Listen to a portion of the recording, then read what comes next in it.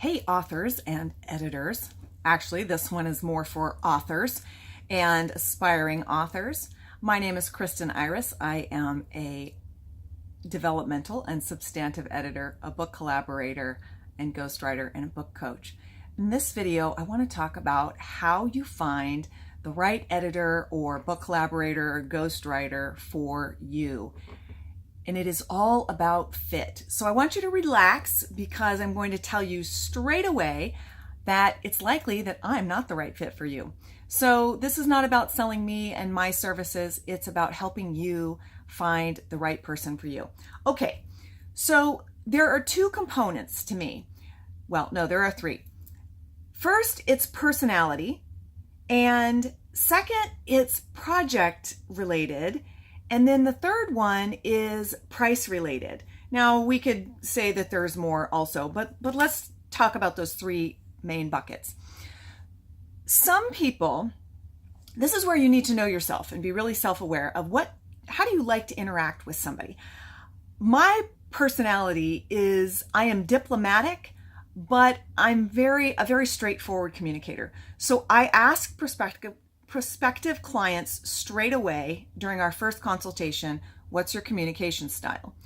Do you just want upfront communication, no beating around the bush, tell it like it is, and help me solve problems kind of communication?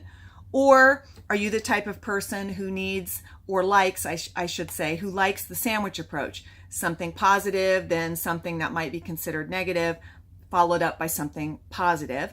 Or are you the type of person who is very sensitive to any kind of perceived negative feedback?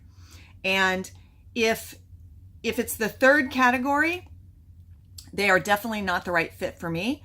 And I just won't go into any more details about why.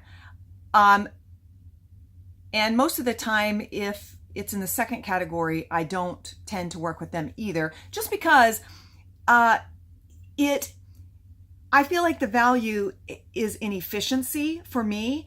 And if I am having to think about, okay, how many nice things can I say about this and stack them properly, that doesn't get to the heart of things efficiently in my mind. So I would rather refer that person out to another editor who that tends to be their style. They have more of a gentle style. I'm not brutal, by the way. I hope that comes across in these videos. But, you know, if they just need somebody who's a little bit more focused that way, I will refer them out.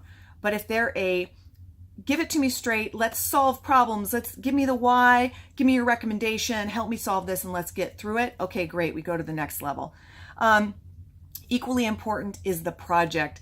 Is it a book, something I have, and I'm using myself, so this is what you can project on to the other people that you talk to.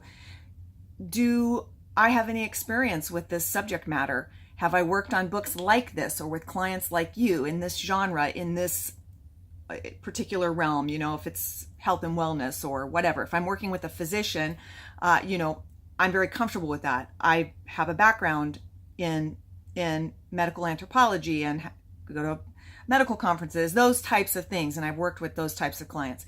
So does the project fit the person? And then last, is the price right? So that is something that you have to decide what value you want from your strategic partner and what you can and are willing to pay, what the return on your investment is going to be.